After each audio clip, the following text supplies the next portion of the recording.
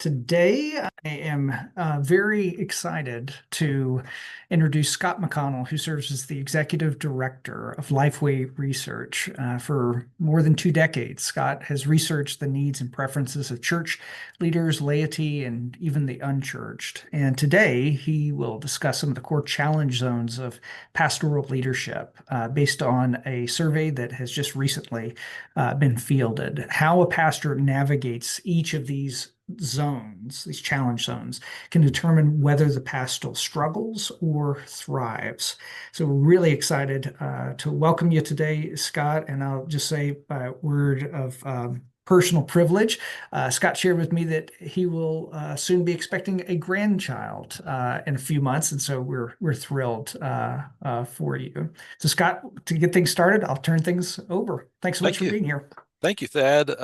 Yes, whole new phase of life for our family, getting started here soon. Um, Very privileged to be with you today and to share some of the research we've been working on here the last few months. And we're going to talk about the five, not the five, but but five of many challenge zones within pastoral ministry, and to dive into those. Let me give you a little background and then we'll continue our discussions together. Uh, the internal label we use for all of this research is pastor protection research, which really tells a little of the story of kind of how it all got started. Dr. Dawkins approached us a decade ago about doing a study just because of his heart for keeping pastors in the pastorate. And so this study measures pastor attrition. At the time, there were a lot of rumors about how high pastor attrition was, and some of this research was able to get more realistic numbers around what pastor attrition really looks like. Then there's a lot of questions within the survey that deal with challenges in pastoral ministry and quantify those. And then also questions about pastor well-being and ways that pastors themselves and their congregations can be investing in pastor well-being. This is the third time we've done this survey. And so we're able to look at some of that over time. And the survey, each of the three times we did it, was among evangelical and Black Protestant pastors. As I mentioned, Dr. Dawkins was a sponsor of this research, as well as Houston's First Baptist Church. Houston's First has an incredible counseling ministry. Adam Mason leads that work and really was an instrumental voice throughout this last decade on this research. And I may mention him again today just because he's been so influential. But 1,500, nice big sample size of evangelical and Black Protestant pastors. We say it's a mixed mode survey because some of them completed the survey online and some of them by phone. We would have loved to do all of them online, but you can't access, there's no such list of pastor email addresses to invite in. Thankfully, with our connections in the Southern Baptist Convention, we could do that for that large denomination, but for the others, we used phone surveys to reach them. All random samples, so this is probability sample research, and each survey was completed by the senior pastor, the lead pastor of the church.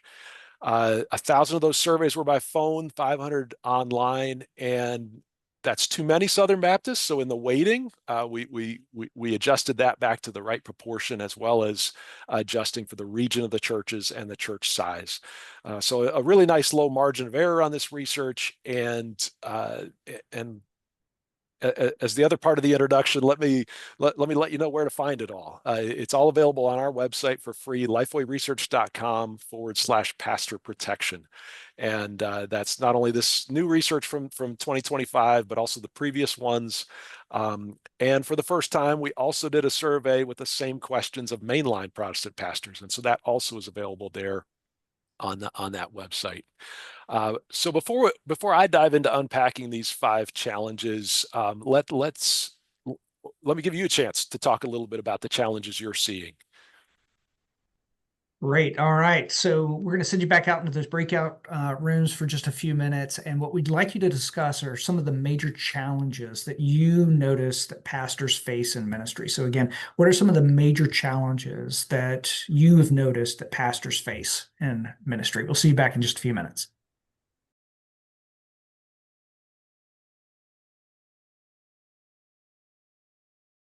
Welcome back, everyone.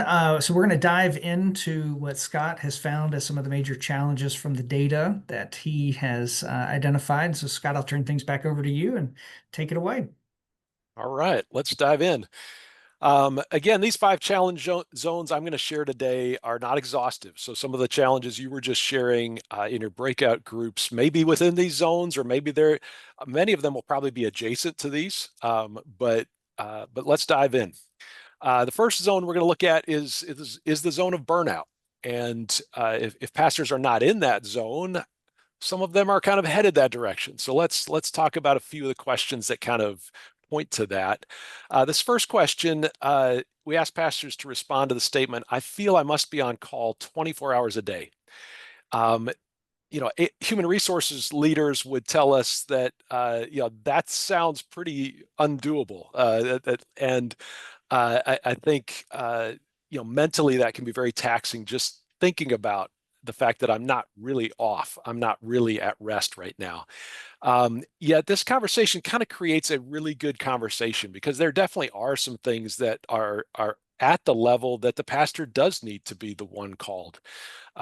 In a smaller church, they are the only pastor, and so uh, it's, to me, the conversation that a question like this should bring up is really a question of boundaries. And we see younger pastors really more willing to disagree with this question, quite honestly, because they're setting up a boundary as they walk into ministry, saying, "I'm not doing that, and I'm not going to be available 24/7." And that may or may not be the right boundary to set, but a conversation around those boundaries and clarity around those boundaries is an important one in terms of a pastor protecting themselves and from overdoing it. Another question is, we see that the majority of pastors agree that the role of being a pastor is frequently overwhelming. And just 1 out of 5 pastors strongly agree with that, but that would be a lot of pastors really in an unsustainable spot if they're strongly agreeing that the role is frequently overwhelming. That Again, human resources experts would say, that's not sustainable. You're not going to keep employees when that's the case. And so it's important for us to be giving pastors strategies and encouraging them to be in a spot where they're not getting to this place. Uh, uh, while this is not a full diagnostic that they're in burnout, it definitely would be one of the symptoms. So one of the positive things we can be doing that the research pointed to be preventing burnout, and honestly preventing a couple of the other zones we're going to talk about, is for a pastor to be sharing their struggles with others. And we see that 3/4 of pastors are sharing their struggles with their spouse. 6 out of 10 are sharing with another pastor or a close friend. And other pastors are going to be able to identify with their struggles a whole lot more than a person who's not living the same pressures, the same decisions. And the trust level there with a close friend obviously is going to be super helpful as well. But I'd like to highlight a couple others further down the list: lay leaders in the church and a Bible study group in your church. We did a second survey among former pastors, those who left the pastorate before retirement age, and were able to do some comparisons, some regression analysis actually, to say what predicts staying in the pastorate. And within this list, 2 items made it into that model, and that was sharing your struggles with lay leaders in the church and a Bible study group in your church. Honestly, the idea of that came from conversations with Adam Mason, a counselor. It was something that the pastors at Houston's First actually modeled. They lived that out. And that's a sharp contrast to what you hear from a lot of pastors who are like, never share the important things with people in your church. And yet we see that when you're able to build trust, not with the whole church congregation, but with a handful of people in the congregation, it is actually renewing. And it is actually super helpful for one to stay in ministry. I'm going to move quickly here, just a few stats in each. So the next challenge zone is the challenge zone of family. And we see that 8 out of 10 pastors agree that they consistently put their family first when time conflicts arise. And time conflicts are going to come up when they committed to do something with the family and this ministry need pops up. And we can't talk about family without talking about time. The that conflict is going to come up. Pastors, as they age, they tend to get better at managing this, but a lot of those lessons are learned the hard way. I was talking to a church planting catalyst this week who had planted a number of churches. He'd pastored a number of churches, and he said he told me the story of, he got home one day from doing ministry, and his wife asked about his mistress, and she wasn't talking about a woman; she was talking about the church. And that kind of situation, that kind of moment, a family crisis, is really comes down to time, and it comes down to boundaries. And so very quickly, when that is not respected, we see pastors saying that their family resents the demands of pastoral ministry.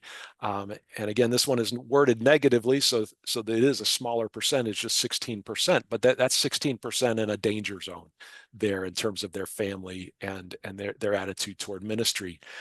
So what can we do on a positive side of things? Something a congregation can be doing is encouraging the pastor's entire family with genuine encouragement. And 9 out of 10 pastors say that they agree that they're regularly receiving that as a family from their church.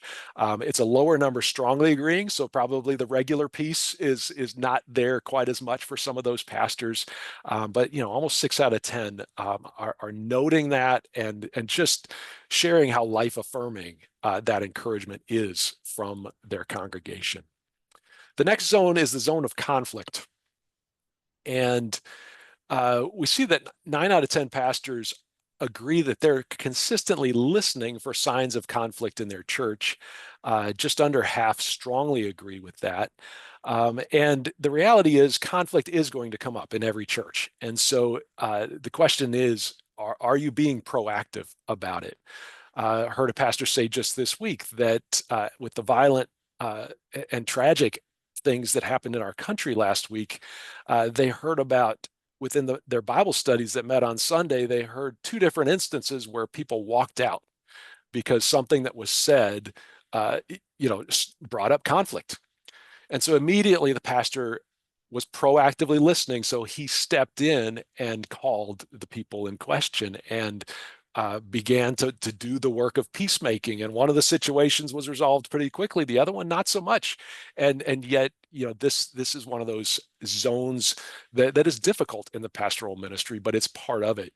And sometimes that conflict involves the pastor. We asked pastors, has your church experienced significant conflict this last year? And we see 19% of pastors agreeing, just 7% strongly agreeing. And I don't think we spent enough time talking about the disagrees on this question. Almost 2/3 of pastors strongly disagree. Nothing reached that level last year. But if you're in the 7%, if you're even in the 19%, that's a difficult situation. You're putting a lot of energy and a lot of yourself into the peacemaking process there. And again, some of that conflict may involve you, may be pointed at you.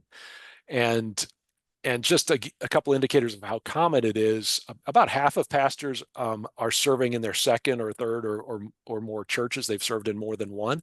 When we asked, why did you leave your last church? A quarter of them said it was because of conflict in that church. And then among the attrition questions, when we were asking about the pastor of your church 10 years ago, if they've left the ministry and if they've left the pastorate. So again, that's just 10% over 10 years, so about 1% a year. So 149 of the pastors could tell a story of the previous pastor leaving the pastorate.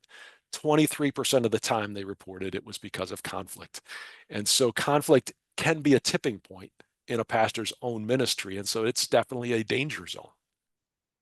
Another challenge zone for pastors is that of preparation. And we think of that, oh, that happens before you become a pastor. And it's like, no, yes, some of it happens before you become a pastor, but there is lifelong learning that is needed in a pastor's ministry. And an interesting part of preparation is the conversation when you get hired. We asked pastors, did the search team or the leaders who invited you to your church accurately describe the church before you arrived? Thankfully, the majority said yes, but 21% disagreed with that statement. They did not accurately describe what's going on in that church. And so obviously this is a disservice that congregation or the district leaders, if they were appointed, did in that moment. But obviously this is also a reminder that pastors, when you're getting hired, ask a lot of questions, ask about the hard things, so you have an idea what you're stepping into to know if it's a good fit, so that you can be praying with your eyes wide open. And so that's an element of preparation we often don't think about. More in line with what we do think about is the statement, my seminary or ministry training prepared me to handle the people side of ministry. 73% of pastors agree, but notice that just a quarter strongly agree. Ministry is about people. Yes, you've got to be able to read a financial statement and write a good-looking email now and then, and some of those kinds of non-people things. But most of ministry, the vital pieces of ministry, are people, and it's discipling people, it's teaching people, it's leading people, and there's a lot of continuing education that needs to happen related to the people side of ministry. And I think pastors are pointing to that. One of the positive ways that pastors invest in that is getting some training of some kind in counseling. And again, we kind of ask the full range here from reading a book to getting a degree. And 92% of pastors in the area of counseling have done something to build their understanding of counseling. Even if you're going to outsource that, building your awareness so you know who you should be outsourcing to, what are some of the danger signs that says somebody does need more advanced help, can definitely be helpful as a pastor prepares in this way. What we've seen over time is that these percentages are dropping. And so pastors are not investing in the preparation that they need in these areas. And two of them that are predictive of staying in the pastorate are kind of actually down the list a little bit. One is attending conferences on counseling, and the other is taking a graduate school course. So one of them is a really low bar, something you could do in one day, go to a conference. The other takes a little more effort, a couple months of taking a class. But both of those, again, by investing in your preparation as a pastor, it pays off, because when it comes to counseling, you're acknowledging I'm probably going to need some help in doing ministry. That's a great attitude. But also, I don't know it all when I come into this role, and I need to be investing in that. And finally, the last challenge is one of mindset. How is a pastor thinking about their role as a pastor? One of the statements that we asked was, I am sure I can stay at this church as long as I want. 91% of pastors agree. Almost 2/3 strongly agree. And on one level, we can read this question and say, this is really an indicator of a positive environment for a pastor. The congregation is welcoming, the congregation is encouraging. This is a good environment, and I believe we can read the data that way. But in terms of the pastor's mindset, it raises a couple of dangers. And we actually see it quantitatively, that a higher agreement on this question actually means that a pastor is less likely to still be in the pastorate.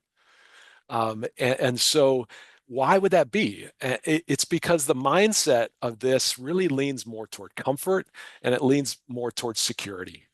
And those are good things that our culture really embraces, but at the same time, biblically, really our priority needs to be about being faithful and really about being a steward. With Jesus Christ as the head of the church, you're stewarding that. You are listening to his leadership and conveying that to the congregation. So from a mindset standpoint, there's room for us to be really making sure we're not staying in the comfort zone, but really following Jesus's leadership for the church. Another statement we asked is that the church would not have achieved the progress it has without me. That question came really from conversations with Adam Mason and some other counselors on the front end of this research a decade ago, where they said narcissism is really the biggest off-ramp for pastors that often leads to many of the other sins or things that keep them from staying in the pastorate. And so as we tried to craft the question, this is one of those. Am I trying to take credit for what's happened? And factually, some of these pastors probably were the ones doing a lot of the work, and they were making things happen in their church, and so they're trying to reflect that in their answer to this question. And yet, uh, our mindset as a pastor and really as lay people in the church really needs to be giving God the credit and really not pulling anything away from him, because if I wasn't here, God could have still accomplished it. He would have raised somebody up. He would have found a way to do it. And so really making sure that, and I don't want to be judgmental in this, because this is something that I fall into as well, in taking credit for good things that have happened, good work that I've been involved in, and we just need to admit together that it's very easy to fall into this, and so our mindset has to constantly be pushing against elements of pride and really staying humble. And another positive thing a pastor can be doing for their mindset is just following Christ daily. When we ask pastors how many days a week they were spending time alone with the Lord, not for preparing for a sermon or for teaching, we see them kind of spread out here. Yes, 54% are there every day. And I don't want to be legalistic that it has to be 7 to be good. But the reality is that really preaching the gospel to ourselves every day is a great place, a great mindset, a great place to start is really enjoying the grace of God each and every day as we get started. So I moved awfully quickly through those. So let me give you guys a chance to kind of interact with each other, thinking about those challenge zones. Great. All right. So we're going to go back into breakout rooms for a few minutes. And the question that I'd like you to chat about is what's standing out to you from the data that's been presented thus far. So again, what's standing out to you from the data that's been presented thus far?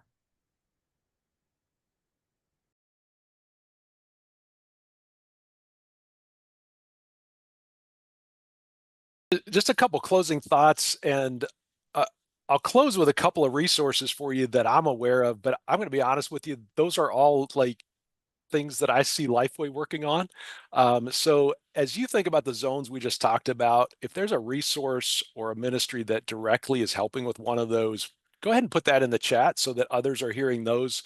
So you don't just hear uh, uh, my biased ones that I get to see most often. So some closing thoughts. As we think about these 5 areas, I think the biggest challenge for ministries like most of us that are in this meeting that are serving pastors and seeking to come alongside pastors and their ministries, really is in the space of awareness. Because sometimes pastors don't think about some of these things until it's too late. So if they're thinking about it ahead of time, they can be working on some of the prevention things. And so when it comes to burnout and family and conflict and continuing to invest in their preparation and their mindset, uh, the articles, the books, the events, the different things that the ministries within the Common Table represent are really opportunities to bring awareness to those things and to be investing in them. For the pastors themselves, I think my encouragement is are some of the words that I mentioned along the way. Is really, I think we can encourage pastors to welcome the role of being humble. That it's not about my achievement, even though that's what we hear from our culture every day. It's not my achievement, but the humility of letting Christ move, and we've got a role in that, and that role is to be a steward. Yes, a leader, but also a steward of that congregation. We are a peacemaker. We got to welcome that role. We've got to, in some cases, get some training on that role, and that we're an equipper, so that we're not trying to do ministry alone, but we're equipping our congregation for the works of ministry within our congregation. All of those things are going to make for a healthy, more thriving environment for a pastor, and for a congregation, for our pastor in our church to thrive. Uh, I have to be investing in facilitating realistic expectations, not 24/7 availability. I need to be trying to protect the pastor's family time. I need to be helping them in peacemaking, head some things off so it never does get to the pastor's desk. And I need to be an encourager of my pastor. So hopefully those give you a couple reminders of things that I saw as important in the data we saw today. For each of those five things, there are books that came to mind that address those. Mark Dance has been a member of the Common Table and has interacted with many of you. His book, Start to Finish, really it has a lot of things to prevent burnout kind of throughout your ministry. The entire book by Mike Minter is not about family, but there are some sections in that book that hit that head on. One of the biggest sources of conflict is change. So leading change well is definitely helpful for a pastor. Our mindset problems is we don't have the mind of Christ, and so that's a spiritual dimension that we have to work on. Uh, and then preparation is definitely something that we've always got to be investing in. And I put Thad's book here at the end, not just to pat him on the back, but just to acknowledge that, again, my view of what's available is so limited. I just listed Lifeway resources here, but just a couple of years ago, Thad invested in trying to capture what are we all doing, and obviously we've learned about some new things since then. But that's an incredibly helpful resource to just understanding what different types of ministry are available to be equipping a pastor and investing in their well-being. Great. All right. Well, thank you so much, Scott, for sharing. I also notice a number of folks in the chat have been talking about some of the resources that they either offer or that they're aware of. So feel free to continue to post there, or if there are questions, feel free to pop those in.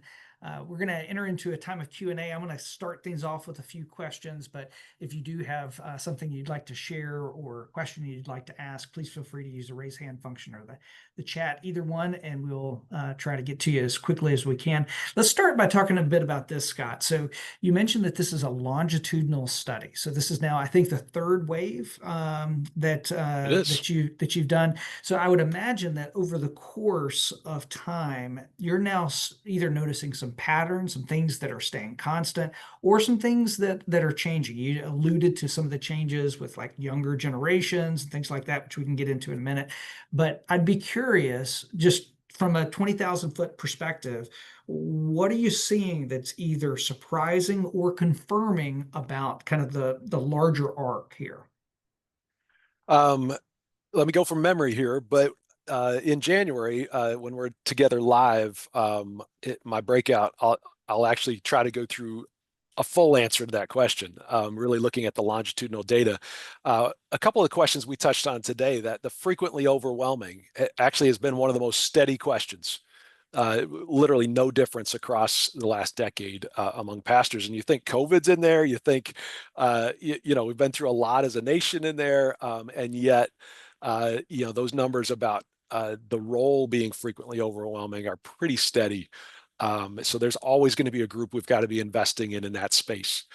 A couple of the disappointing places where we see some changes. I mentioned that the counseling numbers, again, they're not horrible numbers, but just to see several of those things where pastors are just investing in that. Fewer pastors have a list of counselors to refer to.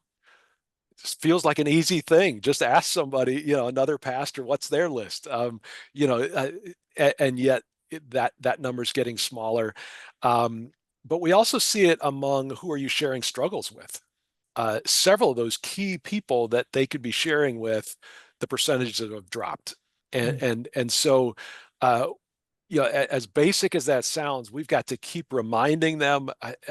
There's not a ton of ways for us to help in that, but definitely with other pastors, networking events, locally and regionally can help with that.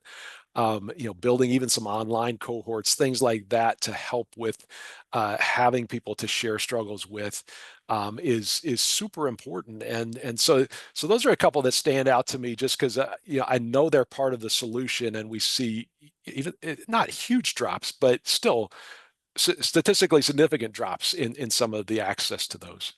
Yeah, that's really helpful. Karen asked in the chat, but especially because you've been able to kind of add on with the main line, that you probably have some women clergy that are Mhm. part of that group. And so, Karen, help me here, but I think that the question is about kind of men versus women. Are you seeing anything in terms of similarities or differences?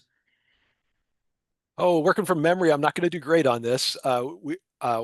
If you go to the lifewayresearch.com/pastor protection, there's an article that talks about those differences. Some of the big picture things we don't see a difference. So the attrition rate, if we look at the three big religious traditions that are often used by sociologists of evangelical, mainline, and Black Protestant streams, they're all right around 1% attrition each year.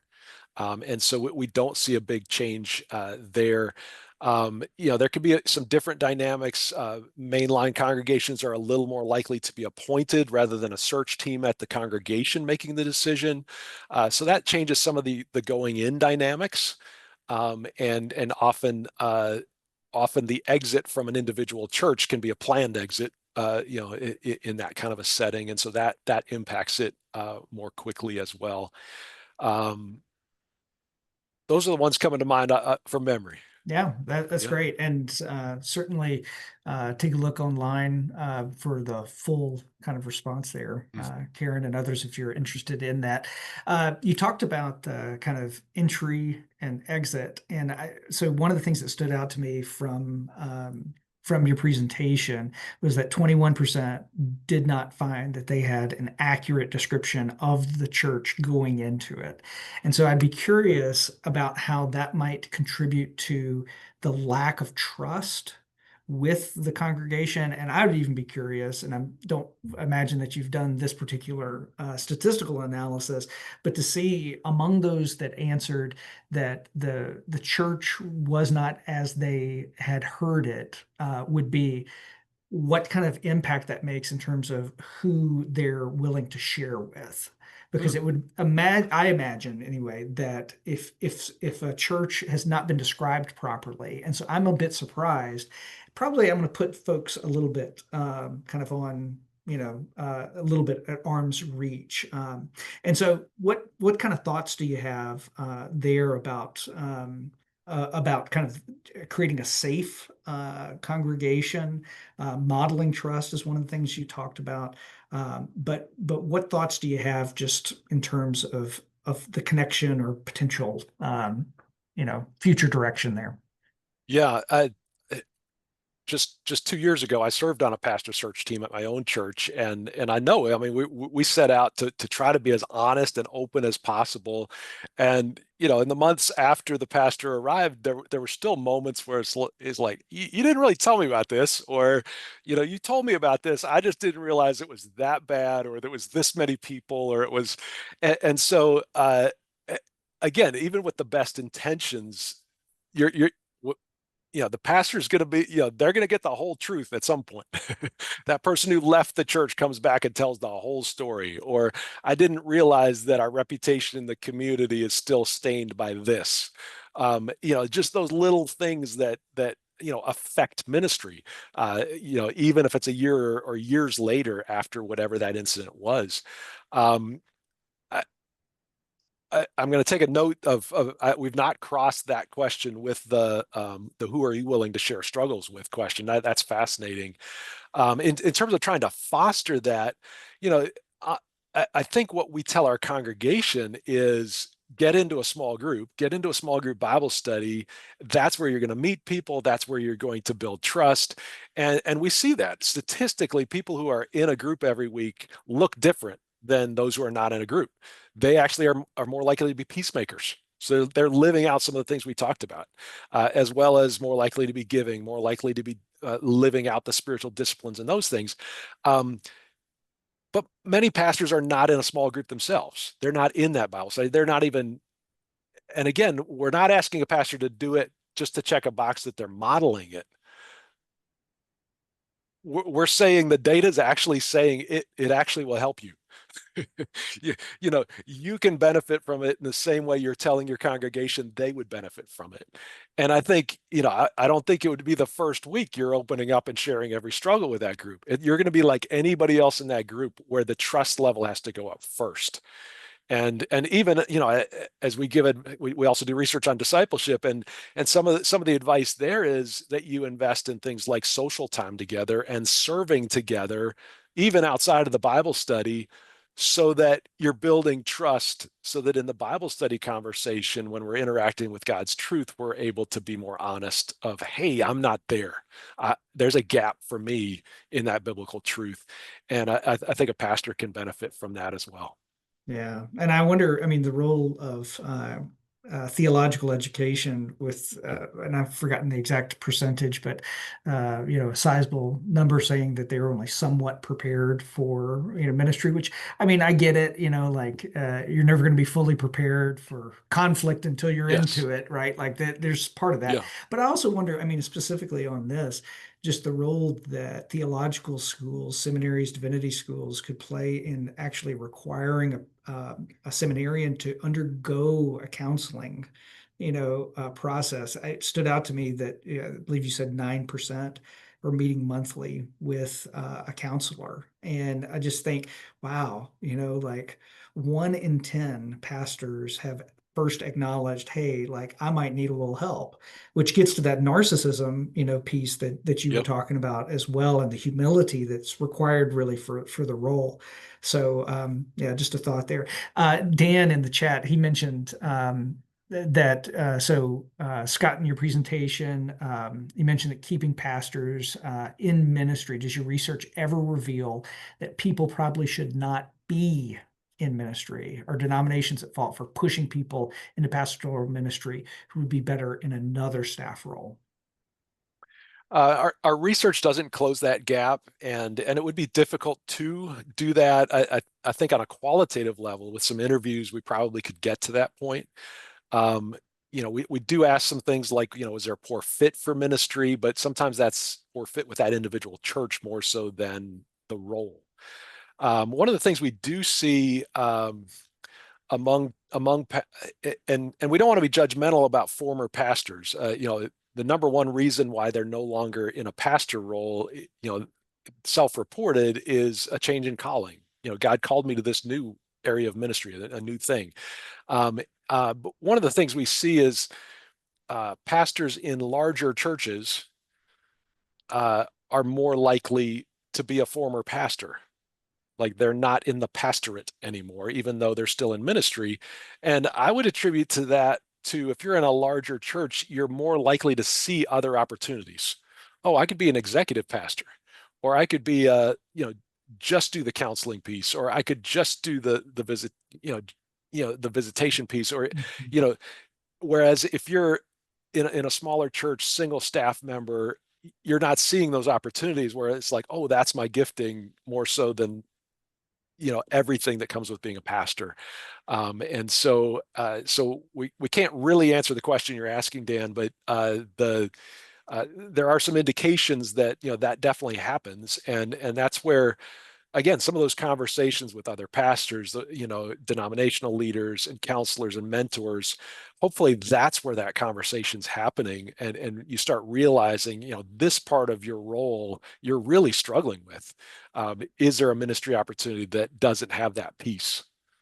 Yeah, and I'd say, I mean, for any of the scholars on the call or listening afterwards, this would be a great area to focus on. I know that Rob Webb from the Duke Endowment has talked about how much literature that there is on calling into ministry and how little literature there is on calling out of Wow. ministry, not Yep. because of a moral failure or because of, but actually, I mean, specifically like what you're saying on that self-report, right? Like of just being called to something else. And wouldn't the church and the world be a little bit better if some of the folks that God was trying to call out of pastoral ministry into something else would heed that call, because I've been around a few, and I'm sure that you might have as well. Let me give you one more question, and we'll wrap up. So one of the things I noticed, which was a little bit surprising to me, 64% of the folks that were responding to your survey had not experienced conflict in their church of significant size or meaning in the past year. And I'm wondering if this might have something to do with your sample.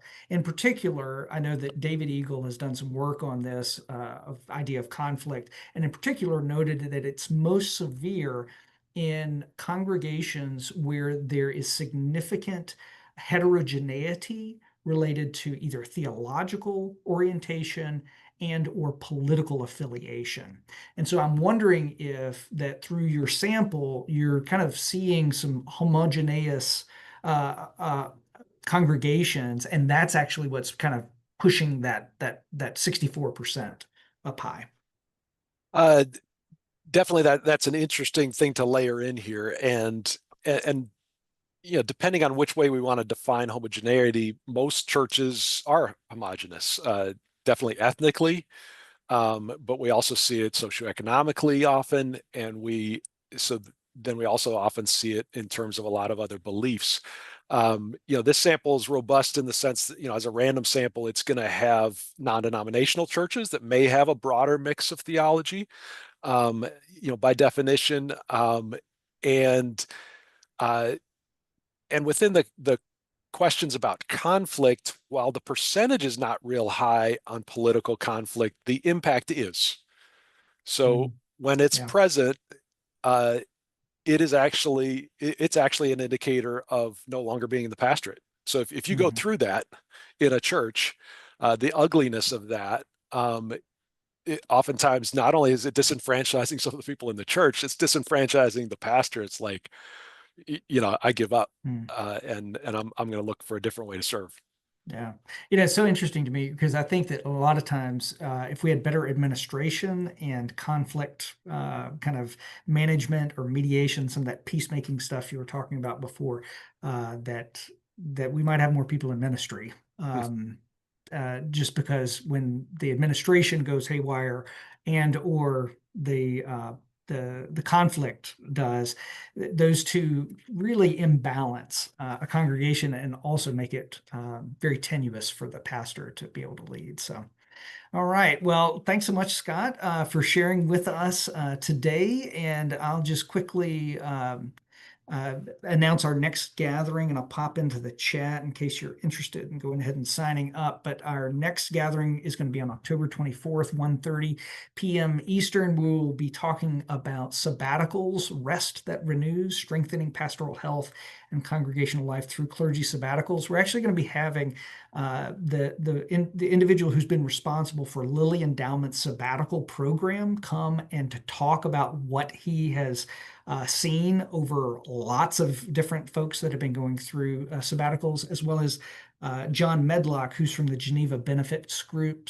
He has studied sabbaticals and, in particular, come up with kind of a practical framework that will help in terms of getting that idea shopped in a congregation, and also allowing the pastor to be able to take advantage of some of those. So want to encourage you to come and join us for that. Also, take a look on our website for the upcoming global gathering in Houston, January 28th through the 30th. As I mentioned, 3/4 of the tickets are already gone. So we'd love for you to come and to join us in Houston in person. We've got more than 50 different workshops, as well as some amazing plenaries from world-renowned scholars and practitioners. So look forward to seeing you all next time. Thanks so much for being here.